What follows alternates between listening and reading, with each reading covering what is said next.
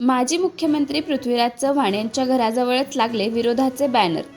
कराड नगरपालिका निवडणुकीत काँग्रेस संपुष्टात आणल्याबद्दल केले त्यांचे अभिनंदन.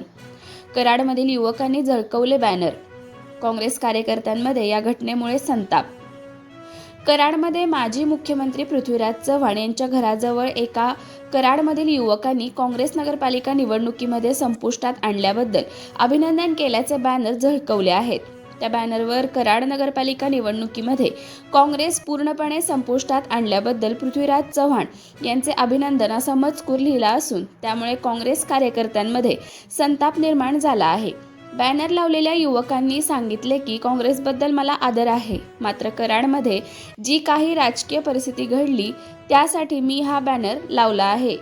काँग्रेस पक्षाबद्दल मला आदर आहे, प्रेम आहे, परंतु ही भूमिका घेण्याचं कारण म्हणजे की एक सरळ मार्गाने जर का काँग्रेस पक्षाला सांगायला गेलो किंवा माननीय माजी मुख्यमंत्री पृथ्वीराज सांगायला गेलो तर ते त्यांना न पटण्यासारखं आहे.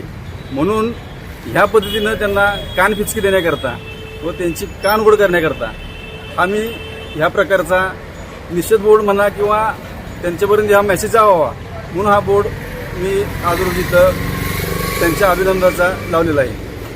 तुम्ही जर पाहिलं तर कराड नगरपालिका हे 25 वर्षानंतर नगराध्यक्षपद हे ओपन जाहीर झालं होतं, परंतु त्या ठिकाणी ओबीसी दिली गेल्यामुळे त्याचा एक राग व वर देखील नगराध्यक्षपदाला देखील त्यांनी त्याच पद्धतीने ओबीसी लादली व खाली वॉर्डामध्ये बऱ्याच ठिकाणी काँग्रेसने ओबीसी लादल्यामुळे आज काँग्रेस पक्षाचं नामोनिशान कराड शहरामध्ये नगरपालिका राहिलेली दिसत नाही.